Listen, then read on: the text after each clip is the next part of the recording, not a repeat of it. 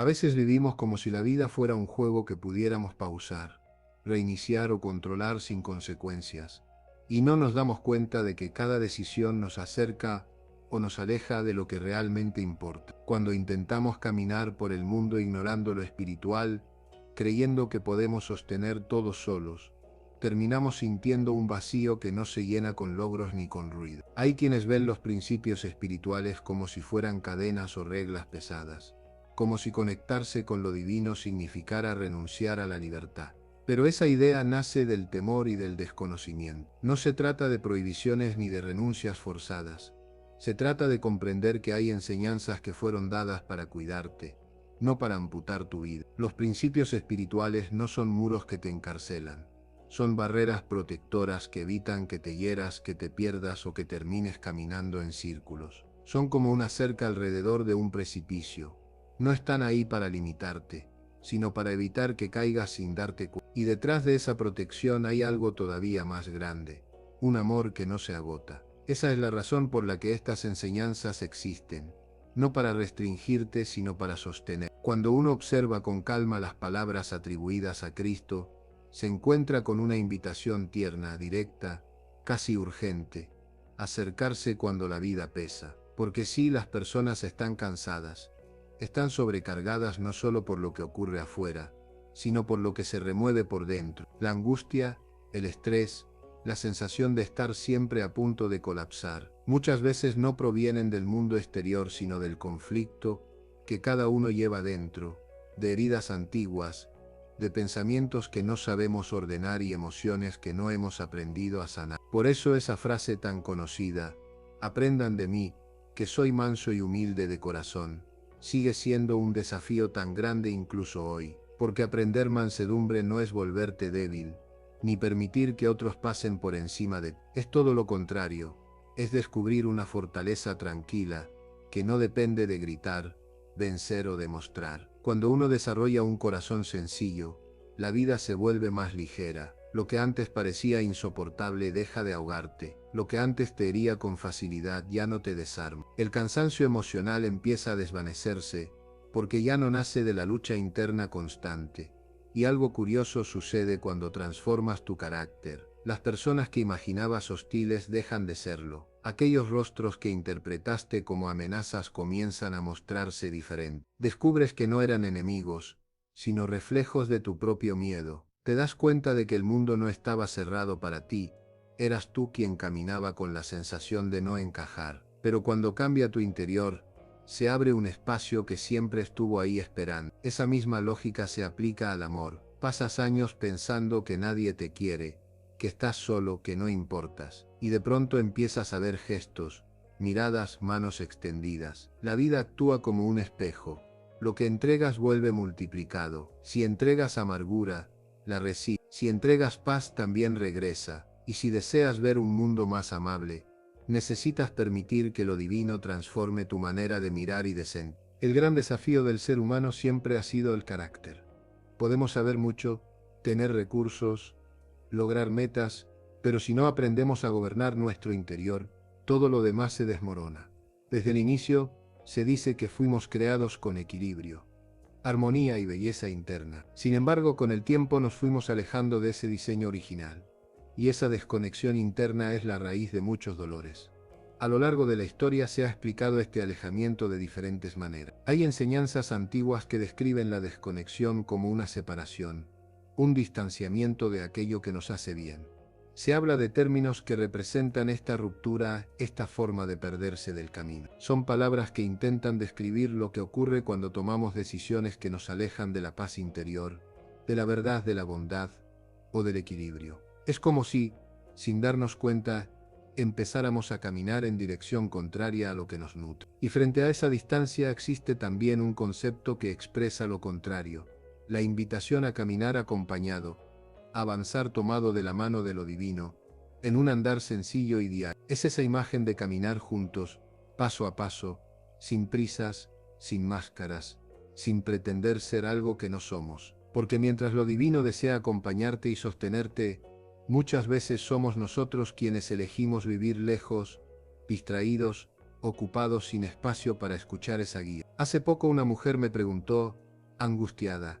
¿Dónde está Dios? ¿Por qué no me escucha? Y la respuesta, aunque duele, es simple. No es Él quien se aleja. Somos nosotros quienes tomamos otros caminos, quienes nos distraemos, quienes nos perdemos mirando luces que prometen mucho y entregan poco. Aún así, la presencia divina permanece, incluso cuando no la sentimos. Está ahí, constante, paciente, firme, como quien espera en la puerta sin reprocharte. Cuando la vida se vuelve difícil, no tiene sentido preguntar dónde está lo divino. La pregunta es dónde estás tú. ¿Qué decisiones te alejaron? ¿Qué heridas te hicieron caminar hacia otro lado? ¿Qué orgullo te hizo olvidar la puerta por la que antes entrabas? La historia del hijo que se marchó de su hogar es un recordatorio claro. No es el amor quien se va, es el ser humano quien decide apartarse. Nos adueñamos de la vida como si nos perteneciera. Caminamos por el mundo diciendo yo mando aquí, yo decido, yo controlo, pero la verdad es que todo es frágil, tan frágil que basta un pequeño descuido, un instante, para que nos demos cuenta de lo vulnerables que somos. Nos aferramos a la idea de que somos dueños absolutos de nuestra existencia, cuando en realidad somos administradores temporales de un tiempo que no nos fue prometido. Una vez hablé con un grupo de adolescentes que, sin darse cuenta del valor simbólico del objeto que tenían en las manos, usaban hojas de un libro sagrado para envolver aquello que querían consumir. Lo hacían porque el papel era resistente, delgado, perfecto para su propósito. Y mientras los veía me di cuenta de algo profundo. Cuando uno no comprende el valor de algo, lo usa de cualquier manera. Lo mismo ocurre con la vida. Cuando no entendemos lo que vale, la tratamos como si fuera descartable, improvisada, reemplazada. El gran desafío del ser humano siempre ha sido el carácter. Podemos saber mucho, tener recursos, lograr metas, pero si no aprendemos a gobernar nuestro interior, todo lo demás se desmorona. Desde el inicio, se dice que fuimos creados con equilibrio, armonía y belleza interna. Sin embargo, con el tiempo nos fuimos alejando de ese diseño original. Y esa desconexión interna es la raíz de muchos dolores. A lo largo de la historia se ha explicado este alejamiento de diferentes maneras. Hay enseñanzas antiguas que describen la desconexión como una separación, un distanciamiento de aquello que nos hace bien. Se habla de términos que representan esta ruptura, esta forma de perderse del camino. Son palabras que intentan describir lo que ocurre cuando tomamos decisiones que nos alejan de la paz interior, de la verdad, de la bondad o del equilibrio. Es como si, sin darnos cuenta, empezáramos a caminar en dirección contraria a lo que nos nutre. Y frente a esa distancia existe también un concepto que expresa lo contrario, la invitación a caminar acompañado, a avanzar tomado de la mano de lo divino, en un andar sencillo y diario. Es esa imagen de caminar juntos, paso a paso, sin prisas, sin máscaras, sin pretender ser algo que no somos. Porque mientras lo divino desea acompañarte y sostenerte, muchas veces somos nosotros quienes elegimos vivir lejos, distraídos, ocupados, sin espacio para escuchar esa guía. Hace poco una mujer me preguntó, angustiada, ¿dónde está Dios? ¿Por qué no me escucha? Y la respuesta, aunque duele, es simple. No es Él quien se aleja. Somos nosotros quienes tomamos otros caminos, quienes nos distraemos, quienes nos perdemos mirando luces que prometen mucho y entregan poco. Aún así, la presencia divina permanece, incluso cuando no la sentimos. Está ahí, constante, paciente, firme, como quien espera en la puerta sin reprocharte. Cuando la vida se vuelve difícil, no tiene sentido preguntar dónde está lo divino. La pregunta es dónde estás tú. ¿Qué decisiones te alejaron? ¿Qué heridas te hicieron caminar hacia otro lado? ¿Qué orgullo te hizo olvidar la puerta por la que antes entrabas? La historia del hijo que se marchó de su hogar es un recordatorio claro. No es el amor quien se va, es el ser humano quien decide apartarse. Nos adueñamos de la vida como si nos perteneciera. Caminamos por el mundo diciendo yo mando aquí, yo decido, yo controlo, pero la verdad es que todo es frágil, tan frágil que basta un pequeño descuido, un instante, para que nos demos cuenta de lo vulnerables que somos. Nos aferramos a la idea de que somos dueños absolutos de nuestra existencia, cuando en realidad somos administradores temporales de un tiempo que no nos fue prometido. Una vez hablé con un grupo de adolescentes que, sin darse cuenta del valor simbólico del objeto que tenían en las manos, usaban hojas de un libro sagrado para envolver aquello que querían consumir. Lo hacían porque el papel era resistente, delgado, perfecto para su propósito. Y mientras los veía me di cuenta de algo profundo. Cuando uno no comprende el valor de algo, lo usa de cualquier manera. Lo mismo ocurre con la vida. Cuando no entendemos lo que vale, la tratamos como si fuera descartable, improvisada, reemplazable. Recuerdo otro encuentro marcado por el dolor. Al terminar una charla en un estadio lleno, un joven se acercó corriendo. Tenía lágrimas en los ojos y me dijo que estaba convencido de que lo divino no lo perdonaba. Le pregunté por qué pensaba eso y él me explicó, quebrado, que vivía con una enfermedad seria y que, si realmente hubiera sido perdonado, creía que ya estaría sano. Ese pensamiento es más común de lo que parece. La idea de que el perdón debería borrar toda consecuencia inmediata, como si fuera un botón que restaura la vida a su estado original. Pero la realidad es distinta. El perdón es espiritual, profundo, liberador, pero no siempre elimina lo que la vida nos devuelve por decisiones del pasado. Le dije que sí, que estaba perdonado, que ninguna falta queda fuera del alcance del amor divino, que por más oscuro que haya sido su camino, su interior podía volver a la luz, pero que el cuerpo, la historia, las decisiones, tienen su propio tiempo y su propio peso. Lo divino perdona siempre, la vida en cambio responde de forma diferente. Y aún así, ese joven estaba sostenido, no estaba solo, aunque creyera lo contrario. Y es por eso que insistimos tanto en no jugar con la vida, en no caminar como si nada tuviera consecuencias, en no alejarnos de la paz interior creyendo que somos indestructibles. Muchas veces juzgamos los valores espirituales como si fueran imposiciones antiguas, prohibiciones sin sentido o reglas que nos quitan placer. Pero cuando uno mira con profundidad, se da cuenta de que son una guía diseñada para protegerte de ti mismo, de tus impulsos, de tus heridas no sanadas, de tu necesidad de correr hacia lugares que no te construyen. La enseñanza más difícil en todos mis años ha sido hacerle entender a las personas que lo divino las ama. Ama al ser humano en su totalidad, con aciertos, errores, tropiezos, dudas y contradicciones. No importa la historia que traigas, el amor no se anula. Recuerdo también a un joven que se me acercó con la voz temblorosa, para decirme que estaba convencido de que no podía ser amado porque su orientación lo hacía sentir indigno. Me miró a los ojos esperando rechazo, esperando el juicio que tantas veces había recibido de otro. Le dije que yo, como ser humano, tengo mis prejuicios, mis limitaciones y mis sombras, que hay cosas que no comprendo y que otras me incomodan. Pero también le dije algo aún más importante, que mi amor no es la medida del amor divino. Le expliqué que Dios lo amaba profundamente, no porque aprobara cada decisión que tomaba, sino porque su valor como persona era inmenso. Le dije que el amor divino no se guía por la conducta, se guía por la esencia, y que cuando algo que uno hace lo lastima o lo aleja de su bienestar interior, ese amor no se retira.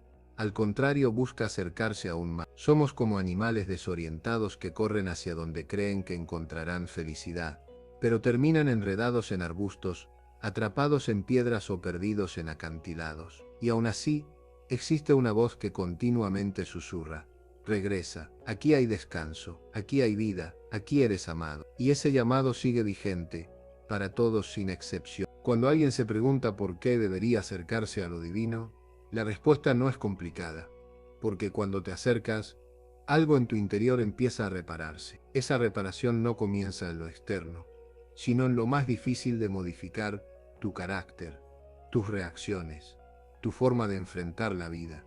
Es como si Dios te abrazara y comenzara a enderezar aquello que la vida torció sin que te dieras cuenta. Y para ayudarte en ese proceso, utiliza una imagen que a muchos les resulta extraña: un yugo. Un yugo no es más que una pieza de madera gruesa que une a dos animales para que avancen juntos. Uno de ellos suele ser joven, impulsivo, lleno de energía desordenada, convencido de que puede correr por donde quiera. El otro, en cambio, es un animal mayor, con experiencia, acostumbrado a caminar firme sin desviar. El joven al principio intenta liberarse, busca escapar, quiere hacer lo que le da la gana, pero el yugo no le permite correr hacia donde su impulso lo arrastra. Y aunque se agote tratando de soltarse, aunque termine frustrado, aunque piense que esa vida es demasiado pesada, llega un momento en que, por andar junto al animal experimentado, empieza a aprender el ritmo correcto, la dirección correcta, el paso correcto. Cuando finalmente deja de pelear contra el yugo, cuando acepta caminar al mismo paso que su compañero, descubre algo inesperado: descanso. Ya no se cansa peleando con la vida, Ya no se lastima contra las paredes que su propia impulsividad construía. Descubre que avanzar acompañado lo alivia. Pero lo que Jesús ofrece va más allá de descanso físico. Ofrece descanso interior, ese que el alma busca durante años, sin saber dónde encontrarlo. Para recibirlo hay que aprender a caminar con él, a dejar que su paso marque el nuestro. Eso es el yugo, no es castigo, no es carga, no es prisión. Es un método para enseñar a caminar sin destruirnos, sin repetir los mismos errores, sin volver a caer en los mismos agujeros. Es guía, no castigo. Jesús quiere que lo acompañes, que aprendas su manera de avanzar, que experimentes lo que significa vivir en relación con alguien que no te empuja, sino que te sostiene. Y mientras intentamos correr hacia donde no nos corresponde, Él coloca ese yugo para que no terminemos lastimados. Con el tiempo, sin que te des cuenta, empiezas a imitar lo que admiras. Como niños que siguen a sus héroes, terminamos observando, copiando, absorbiendo, y eso transforma. Cuando caminas mucho tiempo junto a alguien, aprendes sus gestos, su manera de hablar, su forma de enfrentar la vida. Eso es lo que ocurre con Jesús. De tanto caminar con Él empiezas a encontrar mansedumbre donde antes había dureza, humildad donde antes había orgullo, claridad donde antes solo había reacción impulsiva. Ese proceso me recuerda a algo que ocurrió en Brasil, en 1958, cuando la selección ganó su primer campeonato mundial. Aquel equipo tenía figuras extraordinarias, pero uno de los jugadores más peculiares era Garrincha. Era un hombre con las piernas tan torcidas que su manera de caminar era casi caricaturesca, y sin embargo tenía una habilidad tan sorprendente para driblar que dejaba desconcertados a todos. Su forma de moverse era tan única que cientos de niños lo seguían por las calles, lo imitaban, querían caminar exactamente igual que él, convencidos de que así alcanzarían su talento. De tanto observarlo, muchos terminaron adoptando su forma de andar, creyendo que ahí estaba el secreto de su grandeza. Algo parecido ocurre cuando uno empieza a admirar profundamente a Jesús. No desde la imposición, no desde el admiro, sino desde la admiración sincera. Hay un momento en el que uno se enamora de su manera de vivir, de su paciencia, de su serenidad, de su generosidad, y esa admiración se transforma en deseo. Quiere ser como Él.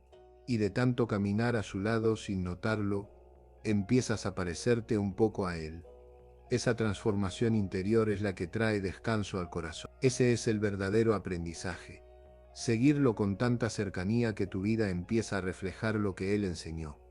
Cuando uno se detiene a pensar en lo que la Biblia dice sobre quienes están en la presencia de Dios, encuentra detalles que revelan mucho más que una descripción superficial. Hay un pasaje que habla de un grupo especial de personas que simbolizan a los que estarán vivos cuando Jesús regrese, personas que no conocerán la muerte.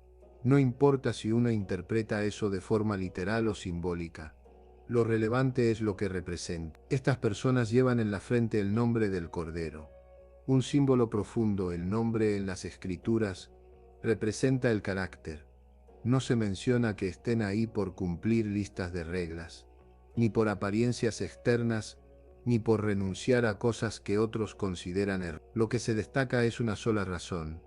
Tienen el carácter de Jesús, y esa transformación no ocurrió de la noche a la mañana. El texto dice que lo lograron porque siguieron al Cordero a donde quiera que iba, es decir, porque caminaron junto a Él, porque aprendieron su ritmo, porque dejaron que su amor, su serenidad y su manera de enfrentar la vida moldearan su propia personalidad.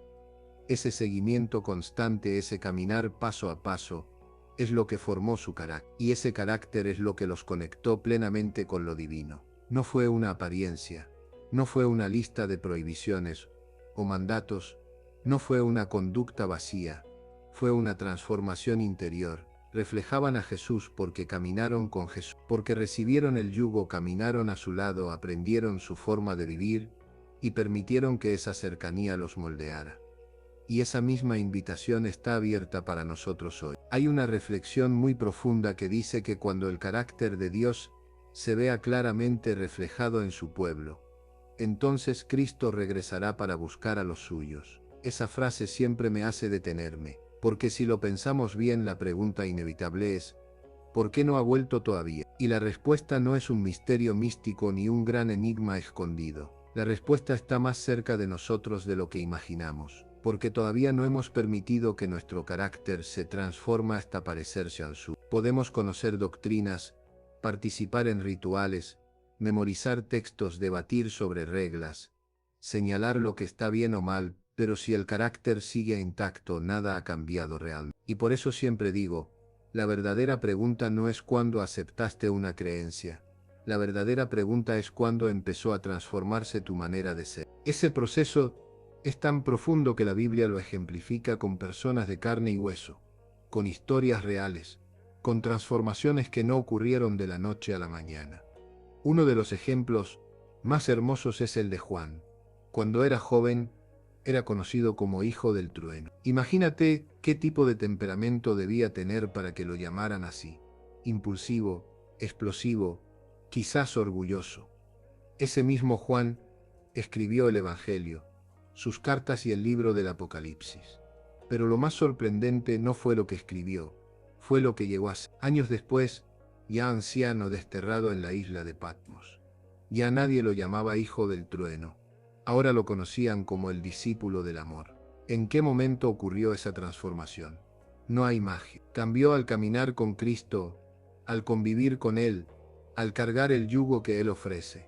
La mansedumbre de Jesús fue moldeando, limando, suavizando cada aspereza.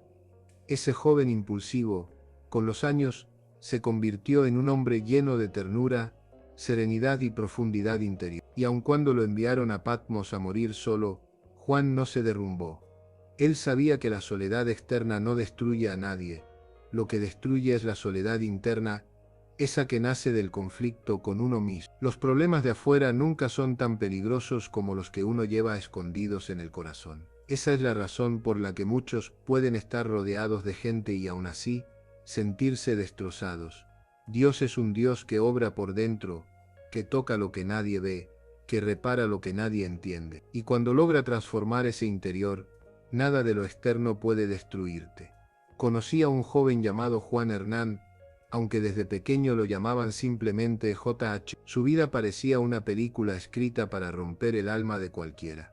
Nunca conoció a su padre. Su madre, incapaz de cuidarlo, lo dejó cuando apenas tenía un año en un hogar para niños sin familia. Allí creció sin abrazos, sin palabras de aliento, sin la mirada cálida que dice, tú puedes, tú vales.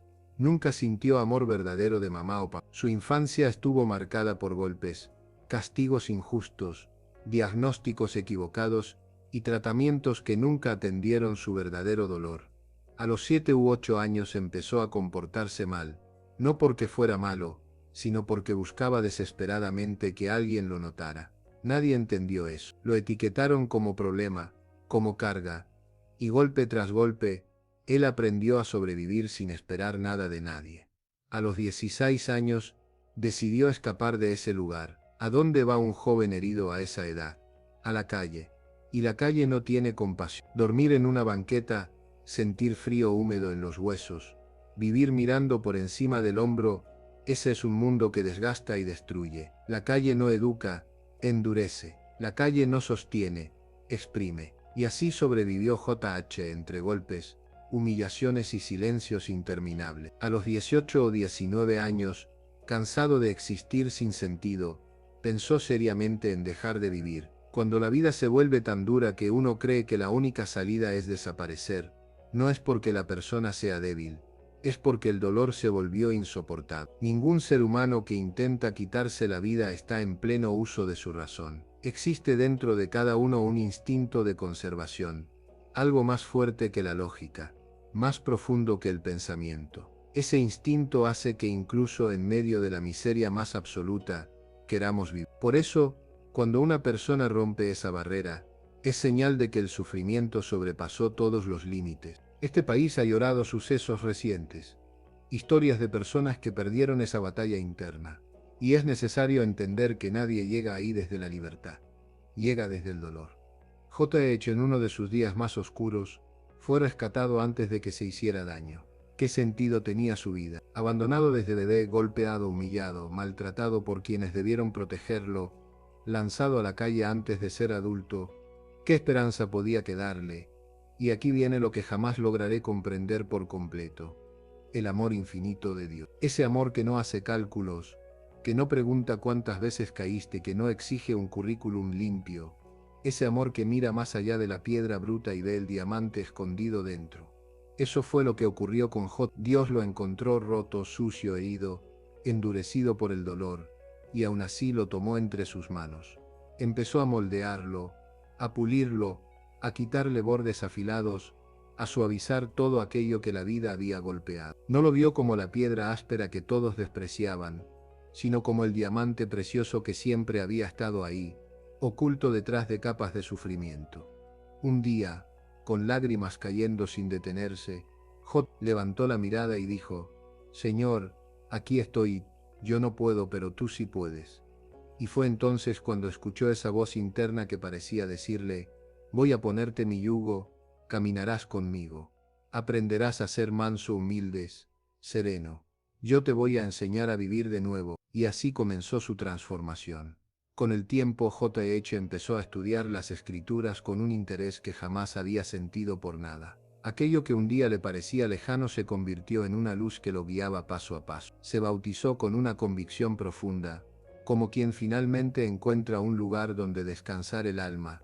Más tarde se enteró de que existía una universidad cristiana donde podía prepararse mejor, donde podía darle forma a su sueño de servir. Y tomó una decisión que pocos en su lugar se atreverían a tomar. Dijo: «Voy, sin dinero, sin familia, sin respaldo económico, pero con una esperanza nueva que lo empujaba hacia adelante». Quienes han vivido la educación cristiana saben que cuesta, no porque sea un lujo, sino porque todo lo que realmente vale en esta vida tiene un precio. Yo mismo recuerdo mis días de juventud. Mis padres no tenían recursos, 9 hijos bajo el mismo techo, y aún así yo soñaba con estudiar. Muchas veces tuve que salir a vender libros para poder continuar. Había días en los que, faltando apenas 2 semanas para volver a la escuela, no tenía ni un centavo. Me quedaba sentado en una plaza, con los pies adoloridos de caminar todo el día golpeando puertas, y levantaba los ojos al cielo diciendo: «Señor, mi sueño es ser pastor, necesito estudiar, no tengo dinero, ¿qué hago ahora?». Y aún así, Dios siempre abría una puerta más. Por eso admiro tanto a muchachos como J.H., jóvenes que no tienen nada material pero cargan un sueño que se niega a morir. Él llegó a esta universidad sin un solo peso, sin un solo conocido, sin nadie que lo respaldara. Y aún así fue aceptado. Aquí encontró un lugar donde trabajar un año para poder estudiar después. Aquí encontró un espacio para reconstruir su vida y para creer que el futuro no estaba perdido. Su sueño es estudiar teología, convertirse en pastor y llevar esperanza a otras personas que también cargan historias dolorosas. Y cuando lo veo de pie, con una camisa bien puesta y una corbata que él mismo aprendió a ajustar, pienso en lo sorprendente que es la vida. ¿Quién hubiera imaginado que un joven que creció sin amor, que vivió en la calle y que casi perdió la vida varias veces, estaría hoy aquí, más elegante de lo que yo jamás fui a su edad, lleno de sueños y convicciones? Él me preguntó hace poco: «¿Usted cree que yo puedo?». Y yo le respondí sin titubear: «Claro que puedes. Y cuando seas pastor, tus palabras tendrán una fuerza que pocos pueden alcanzar, porque nacen del dolor, pero también de la transformación». Dios te bendiga, J.H. Eres un milagro viviente en pleno siglo XX. Eres la prueba de que la vida puede quebrarte, pero Dios puede levantarte. Hubieras podido morir en la calle, podrías haber sido una estadística más, pero apareció Cristo en medio de tu caos y lo cambió todo. A partir de ese encuentro, tu vida dio un giro completo. Quiero agradecer profundamente la ofrenda que ustedes han dado esta noche. Ese dinero no va para lujos ni estructuras. Va directamente a jóvenes como él, jóvenes que pelean contra la vida, para abrirse un camino. Si en algún momento alguno de ustedes tiene la posibilidad de tenderles una mano, aunque sea un gesto pequeño, aunque sea un impulso momentáneo, háganlo, porque en el cielo se queda registrado cada acto de bondad, cada esfuerzo que ayuda a alguien a mantenerse en pie. Yo mismo estoy aquí, porque en mi juventud, alguien me ayudó cuando no tenía cómo seguir. Personas que quizá ya no viven, pero que marcaron mi historia para siempre. Y ahora, antes de terminar, quiero hacer una invitación, no para emocionar, no para impresionar, sino para hablar directamente con tu corazón. ¿Quieres acercarte a Jesús?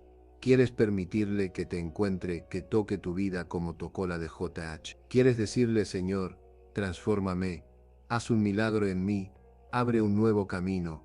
Si lo deseas, ven, así como está, con tus dudas, con tus heridas, con tus preguntas. No necesitas esperar a ser una mejor versión de ti mismo. No necesitas arreglar tu vida primero, solo ven, dile, Señor, aquí estoy, este soy yo. Haz en mí lo que yo no puedo hacer solo. Y si estas palabras tocaron tu alma, si sentiste un movimiento interior que no sabes explicar, no te quedes aquí.